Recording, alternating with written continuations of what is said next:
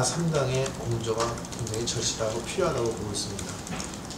그래서 지금 상당히 물밑에서 접촉을 활발하게 하고 있고, 다만 그 원내대표들 간에 만나면 또는 통화라든지 또 다른 수단에 의해서 소통이 될 때에는 굉장히 의기투합이 되고 잘 됩니다.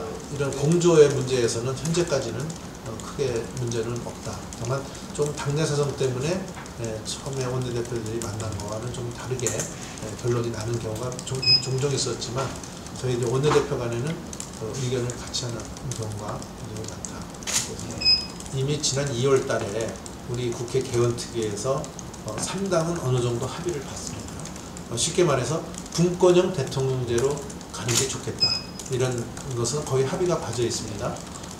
그래서 지금 대통령께서도 취임 후에 우리 원내대표들과의 청와대 회동에서 먼저 약속대로 내년 지방선거 때 개원을 하겠다, 이런 약속을 먼저 상기시키시면서 국회에서 잘 추진해 주길 바란다고 얘기를 하셨습니다. 그래서 국회에서는 개원특위가 다시 연장을 이번 6월 국회에서 하고 개원특위가 다시 가동이 될 것입니다.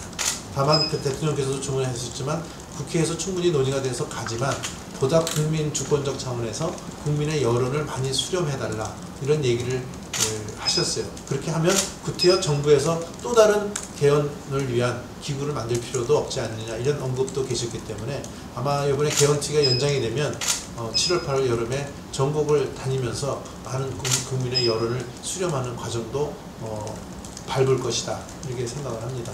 그래서 개헌에 대해서는 굉장히 지금 대통령께서도 공약을 지키시려고 하기 때문에 굉장히 탄력을 받고 진행될 것이다, 이렇게 생각을 하고, 거기에 이제 보완돼야 될 게 이번에 시도지사들과의 회합에서도 지방 분권 얘기를 하셨는데, 저도 도지사를 지낸 사람이지만 지방 분권이 이루어져야 된다는 데 대해서는 저는 절대적으로 찬성을 하고 있습니다.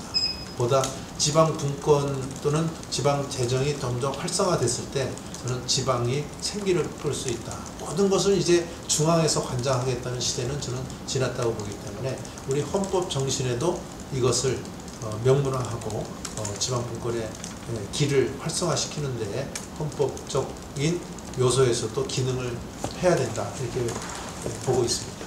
합격점을 줄 수가 없습니다. 그것은 어디에서 오는 것이냐면, 특히 이 정부는 외교 안보 측면에서 굉장히 불안한 안보관을 가진 정부라는 인식을 저희들은 갖고 있습니다. 근데 실제로 운영되는 것도 보면 외교 안보 라인 쪽에서 특히 국방이나 안보 라인 쪽은 굉장히 약하고, 주로 외교통들이 이 라인에 앉음으로써 예를 들어서 사드 문제에 대한 제대로 대한 인식도 못하고 있고, 또 취임한 지 20일이나 지난 뒤에서야 소위 국방부에서 대통령의 국가안보실에 제대로 보고를 했느냐 안 했느냐, 이런 진실 공방을 벌이는 걸 보고 이건 참 한심한 게 아니냐.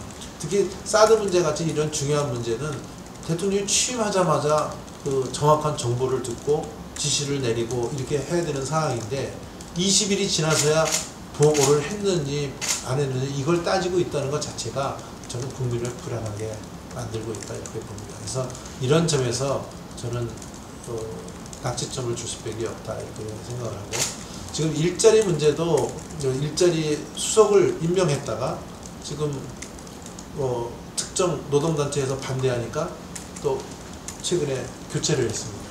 그러니까 지금 한 달이 지나도록 아무런 사람 인선하다가 아무런 진전도 없다, 이렇게 하고, 오히려 이런 문제를 갖고 소위 경총이라고 그러죠. 경영인총연합회 경총에 오히려 야단을 침으로써 소위 노동조합과 경총의 원만한 민간에서의 소위 자율적 경쟁 관계에서 오히려 영향을 미치는 게 아닌가, 이런 의구심도 듭니다.